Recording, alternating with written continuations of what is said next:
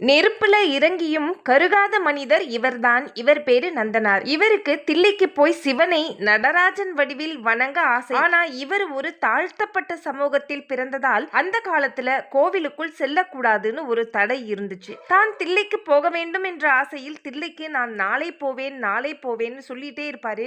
அதனால அவருக்கு திருநாளை போவார்னு பட்ட பெயரே வந்துருச்சு. ஒரு நாள் நாம நாளைக்கு தில்லைக்கு போய் நடராஜரின் தாண்டவ கோலத்தை பார்த்தே ஆகணும்னு நந்தனார் கிளம்புறாரு.